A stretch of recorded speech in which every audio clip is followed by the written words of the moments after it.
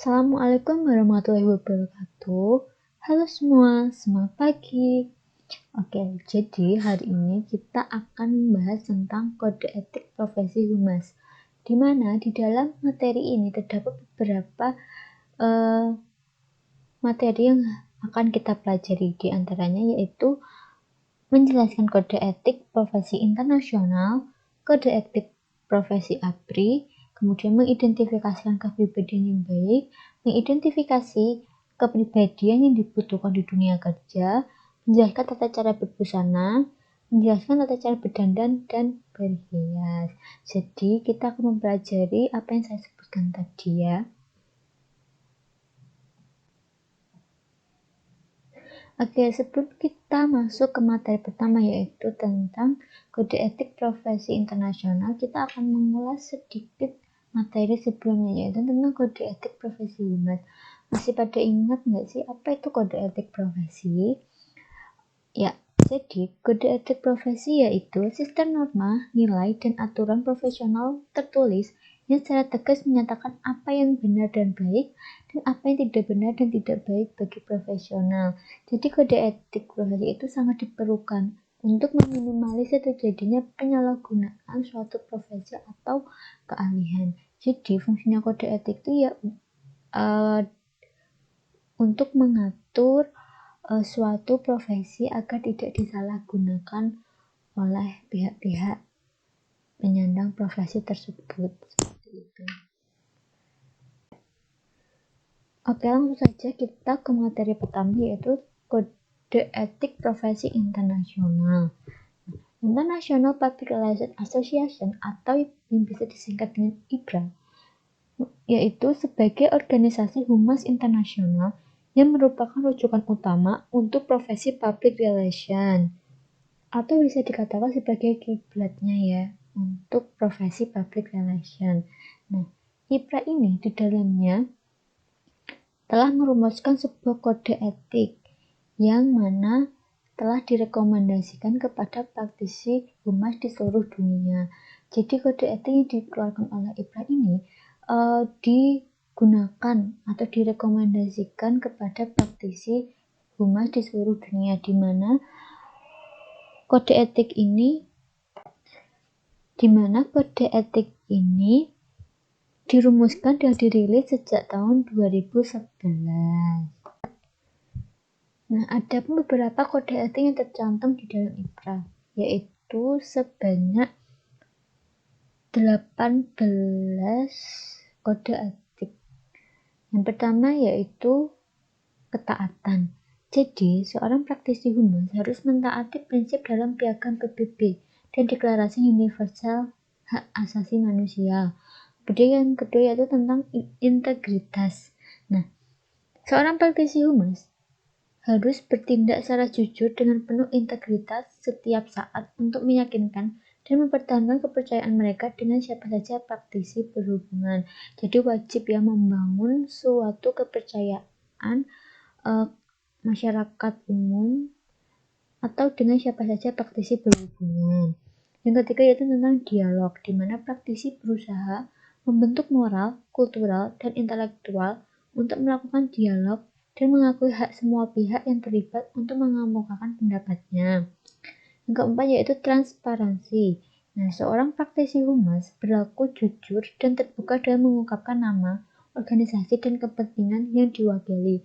Dan tidak ada yang disembunyikan ya. Kemudian yang kelima yaitu tentang konflik.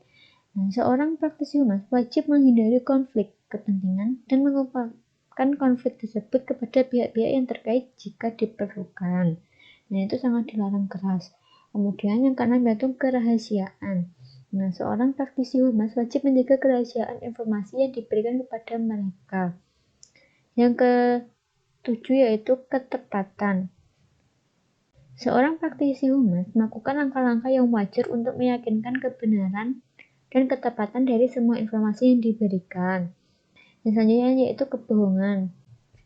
Seorang praktisi mengupayakan dengan segala cara untuk tidak menyampaikan berita yang salah atau menyesatkan, melakukan secara hati-hati untuk menghindari hal tersebut dan memperbaikinya secepatnya jika ternyata terdapat kesalahan. Jadi seorang praktisi harus menghindari untuk menyebarkan berita-berita hoax. Yang kesembilan yaitu penipuan. Seorang praktisi humas dilarang mendapatkan informasi dengan cara menipu atau tidak jujur agar mendapatkan sebuah informasi yang diinginkan atau diperlukan. Yang ke-10 yaitu pengungkapan.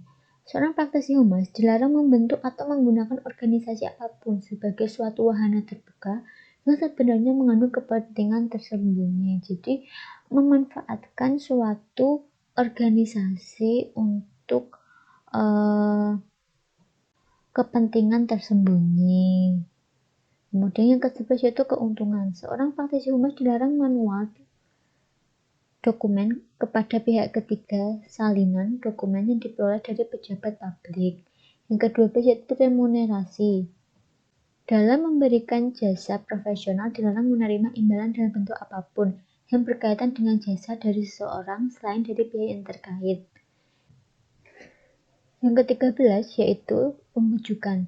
Seorang praktisi humas dilarang baik secara langsung atau tidak langsung menawarkan atau memberikan imbalan dalam bentuk uang atau yang lain kepada pejabat pemerintah atau media atau pihak lain yang berkepentingan. Yang ke-14 yaitu pengaruh. Seorang praktisi humas dilarang menawarkan atau melakukan tindakan yang bertentangan dengan hukum untuk hal yang dapat mempengaruhi pejabat publik, media, dan pihak lain yang berkepentingan. Yang ke-15 yaitu persaingan. Seorang praktisi humas dilarang melakukan hal-hal yang secara sengaja untuk merusak reputasi praktisi yang lain. Jadi di sini praktisi humas itu dilarang untuk saling menjatuhkan dengan praktisi lainnya. Itu tidak diperbolehkan. Kemudian nomor 16 yaitu pemburuan atau pembajakan. Seorang praktisi dilarang mengambil klien dari praktisi lain dengan cara yang tidak jujur agar seorang praktisi humas mendapatkan seorang klien, itu tidak diperbolehkan. Atau mencuri klien lain dari praktisi lainnya, itu juga sangat tidak diperbolehkan. Kemudian nomor 17 yaitu pekerjaan. Jika mempekerjakan seseorang dari pejabat publik atau pesaing, perlu memperhatikan aturan dan kerahasiaan yang disyaratkan oleh organisasi tersebut. Kemudian yang ke-18 yaitu kolega atau rekan sejawat. Seorang praktisi humas mengamati kode etik ini dengan sikap hormat terhadap anggota IPRA dan praktisi public relation di seluruh dunia.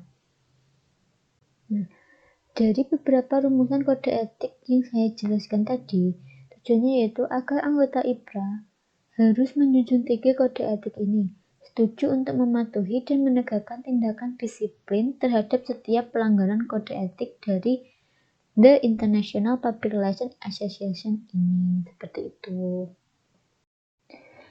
Selanjutnya yaitu tentang kode etik profesi APRI. APRI yaitu Association Perusahaan Public Relations Indonesia atau organisasi public relation yang ada di Indonesia. Nah, APRI ini juga telah merumuskan beberapa kode etik yang telah disepakati dalam Association Perusahaan Public Relations Indonesia atau APRI. Ada beberapa kode etik yang telah dirumuskan. Kurang lebih ada 16 kode etik. Yang pertama yaitu norma perilaku profesional. Dalam menjalankan kegiatan profesionalnya, seorang anggota wajib menghargai kepentingan umum dan menjaga harga diri dari setiap anggota masyarakat. Tiap-tiap pribadi wajib bersikap adil dan jujur terhadap klien, baik mantan klien maupun klien yang sekarang, sesama anggota media komunikasi serta masyarakat luas.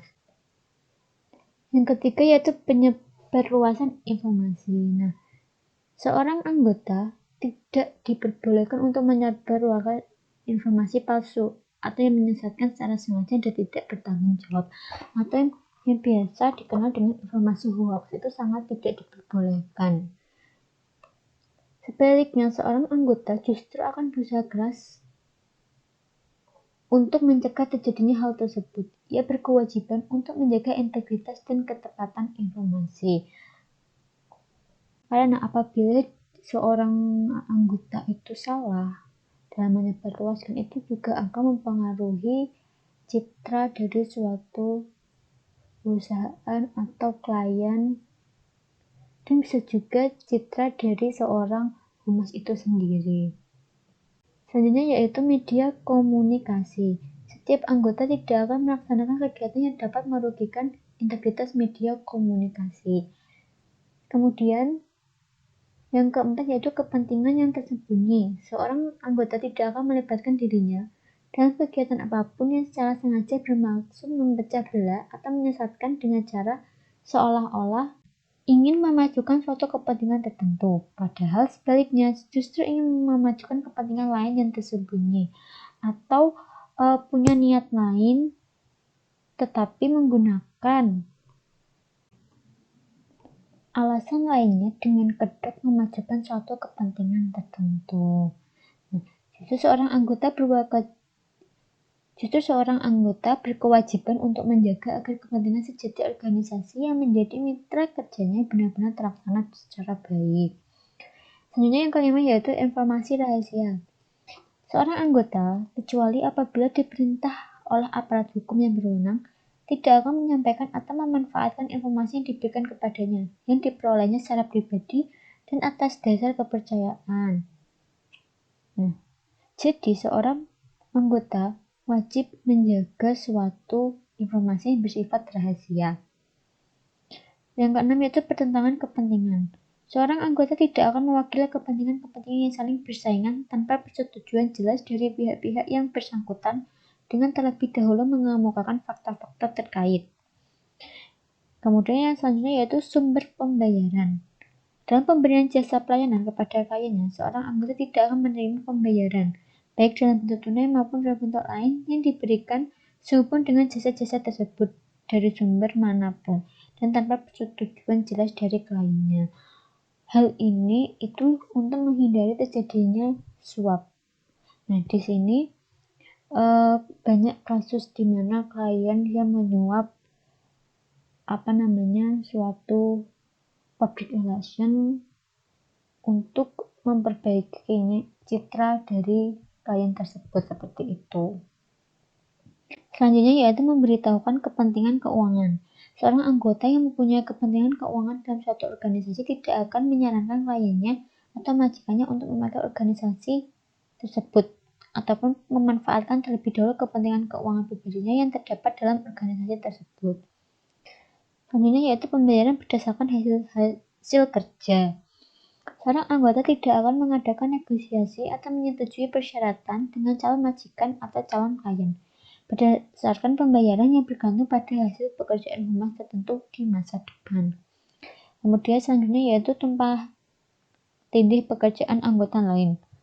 Seorang anggota yang mencari pekerjaan atau kegiatan baru dengan cara mendekati langsung atau secara pribadi calon majikan atau calon langganan yang potensial akan mengambil langkah-langkah yang diperlukan untuk mengetahui apakah pekerjaan atau kegiatan tersebut sudah dilaksanakan oleh anggota lain.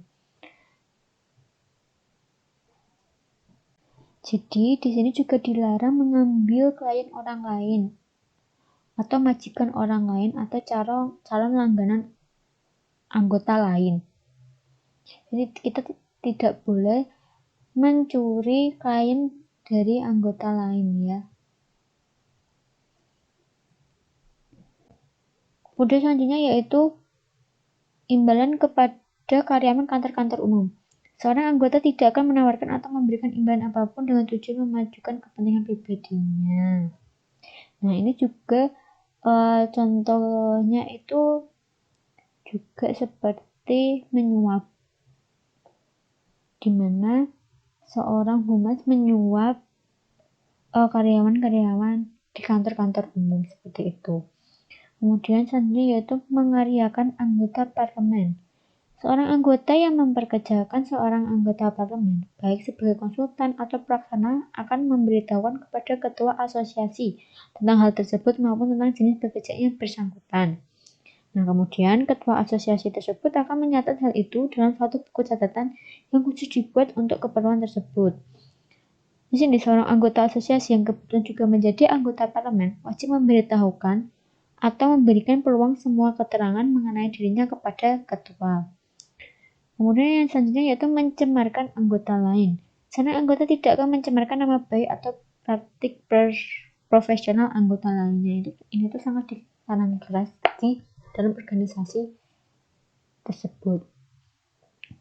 Kemudian selanjutnya yaitu perintah pihak lain. Seorang anggota yang secara sadar mengakibatkan atau memperbolehkan orang atau organisasi lain untuk bertindak sedemikian rupa sehingga berlawanan dengan kode etik ini atau turut secara pribadi ambil bagian dalam kegiatan semacam itu akan dianggap telah melanggar kode etik ini. Selanjutnya yaitu nama baik profesi. Seorang anggota tidak akan berperilaku tidak baik sehingga merugikan nama baik asosiasi atau profesi public relation. Jadi seorang anggota wajib menjunjung tinggi kode etik, bekerjasama dengan anggota lain dalam menjunjung tinggi kode etik, serta dalam melaksanakan keputusan-keputusan tentang hal apapun yang timbul sebagai akibat dari diterapkannya keputusan tersebut. Kemudian selanjutnya yaitu profesi lain.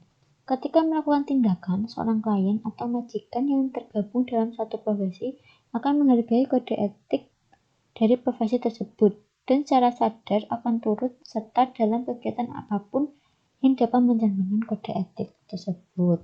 Nah, tadi itu merupakan kode etik profesi yang ada di dalam ABRI. Nah, selanjutnya kita akan membahas tentang membangun kompetensi personal. Yang pertama yaitu membangun kepribadian yang baik. Nah, kepribadian itu apa sih?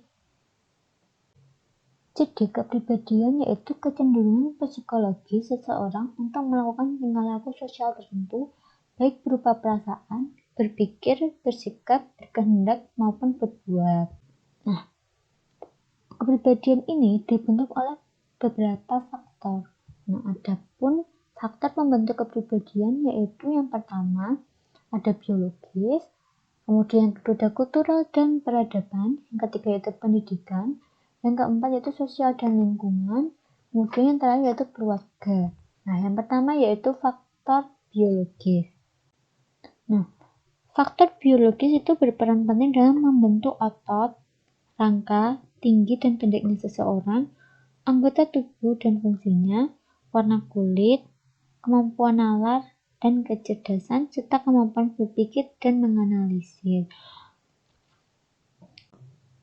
Selanjutnya yaitu kultural dan peradaban, di mana menyangkut kumpulan nilai-nilai, konsep-konsep, pengetahuan, dan kebiasaan manusia dalam hidup bermasyarakat yang bisa mempengaruhi kepribadian seseorang.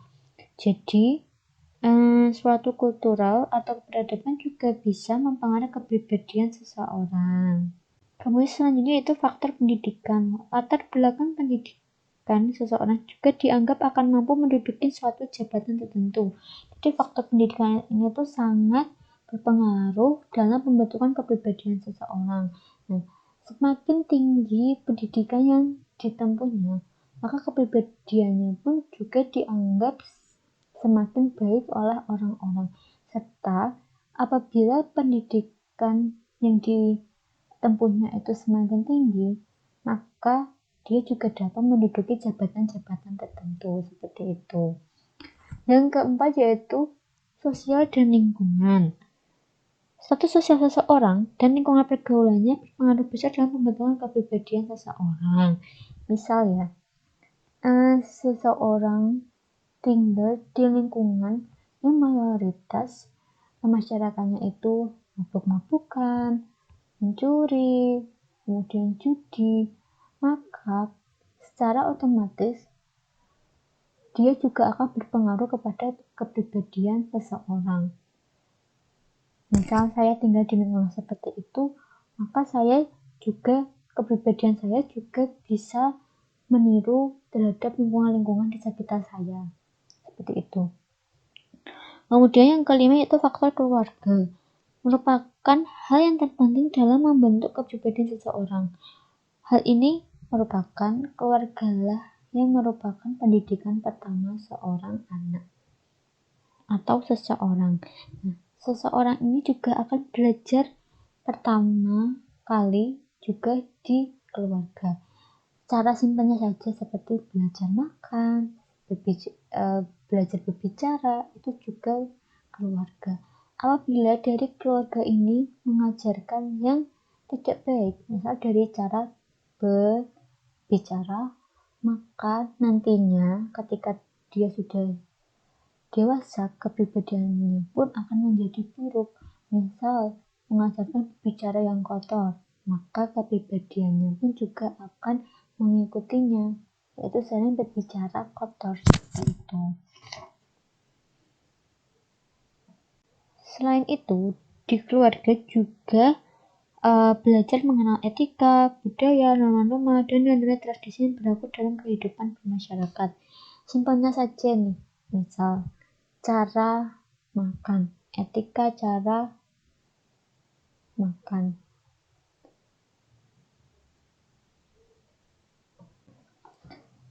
Selanjutnya yaitu kepribadian yang dibutuhkan di dunia kerja. Yang pertama yaitu fleksibel. Fleksibel yaitu orang yang menyukai aktivitas di luar atau dalam ruangan. Mereka menganggap bersosialisasi dalam lingkungan kerja amat penting, baik ketika bekerja sendiri maupun dengan tim. Kemudian yang kedua yaitu investigatif, yaitu orang yang selalu tertarik dengan gagasan dan ide-ide. Yang ketiga yaitu wira swasta, yaitu orang yang lebih berorientasi pada kepentingan orang lain, yang mendominasi orang lain untuk mencapai tujuannya. Tipe ini pintar mengatur dan mempengaruhi kerja orang lain. Dimana kebanyakan yang kita kenal itu wira swasta itu merupakan pencipta lapangan pekerjaan. Yang keempat yaitu sosial, yaitu orang yang berorientasi untuk dan dengan orang lain. Tipe ini cenderung mempunyai orientasi untuk menolong, memelihara, dan mengembangkan orang lain. Orang ini bahkan mengurus hal-hal yang bersifat terlalu pribadi milik orang lain karena kepekaan dan kepeduliannya. Yang kelima yaitu artistik, yaitu orang yang senang dengan ide-ide dan materi untuk diekspresikan dengan cara yang unik. Tipe ini sangat menghargai kebebasan. Yang keenam yaitu konvensional, yaitu orang yang bekerja secara terstruktur sesuai dengan pedoman kerja di lingkungannya. Selanjutnya yaitu tata cara berbusana. Busana kerja harus mampu mencerminkan kepribadian dan profesi. Karena dari cara berbusana, seseorang dapat dinilai dari kepribadiannya, tingkat pendidikan, dan lingkungan pergaulannya. Nah, ada beberapa pakaian resmi. Di antaranya yaitu pakaian lengkap. Contohnya yaitu pantolan, jas, dan dasi. Kemudian pakaian resmi contohnya celana hitam, kemeja putih, dan dasi kupu-kupu hitam, kaos kaki hitam, dan sepatu hitam. Kemudian dark contohnya kemeja batik. Nah,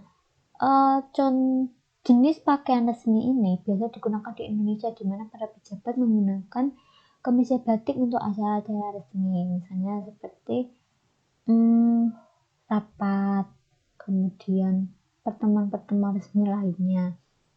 Nah, berikut contoh jenis-jenis pakaiannya.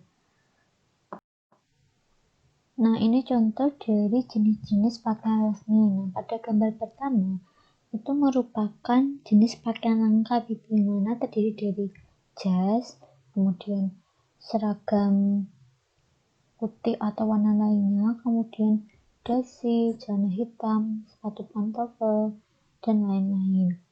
Nah, untuk yang sebelahnya yaitu merupakan jenis pakaian resmi, di mana hanya terdiri dari kemeja putih, dasi, celana hitam, kemudian kaki hitam, dan sepatu hitam. Kemudian yang bawahnya yaitu merupakan contoh dari pakaian resmi dark suit, di mana merupakan pakaian resmi untuk budaya berbusana bangsa Indonesia seperti menggunakan batik, seperti itu. Selanjutnya yaitu tata cara berdandan dan berhias. Cara berdandan dan berhias perlu diperhatikan agar penampilan terlihat lebih menarik. Beberapa hal yang harus diperhatikan ketika berdandan dan berhias adalah sebagai berikut. Yang pertama yaitu perawatan rambut. Nah, rambut itu harus selalu bersih dan tertata rapi dengan model yang sederhana, tidak perlu model yang mewah atau yang heboh. Kemudian tata rias atau make up. Penggunaan make up atau tata rias, baik itu perempuan ataupun laki-laki, haruslah yang sederhana, tidak boleh berlebihan. Kemudian penggunaan perhiasan dan parfum. Nah, untuk perhiasan sendiri itu pilihlah yang aksesoris yang sesuai dengan busana yang dipakai. Misal, apabila menggunakan pakaian lengkap seperti jas, cukup pilihlah aksesoris berupa bros atau sebagainya. Yang sederhana saja, tidak boleh berlebihan. Kemudian untuk memilih parfum juga yang baunya tidak terlalu menyengat, karena apabila kita menggunakan parfum yang menyengat itu akan mengganggu orang lain juga. Kemudian penggunaan sepatu harus dalam keadaan baik dan sesuai dengan warna dengan pakaian. Biasanya kalau untuk para pekerja itu menggunakan yang warna netral, yaitu hitam. Jangan misal pakai baju warna putih, misal menggunakan pakaian warna hijau, terus kalian menggunakan sepatu warna oranye, itu kan akan sangat berbanding sekali ya warnanya. Jadi harus menggunakan warna yang sesuai dengan pakaiannya, seperti itu. Cari aman biasanya hanya menggunakan warna hitam atau putih, karena itu warna netral dan bisa digunakan dengan atau dipadukan dengan pakaian jenis warna apapun, seperti itu. Sekian penjelasan dari saya terkait materi kode etik profesi humas. Semoga apa yang saya jelaskan tadi dapat bermanfaat bagi kalian semua. Wassalamualaikum warahmatullahi wabarakatuh.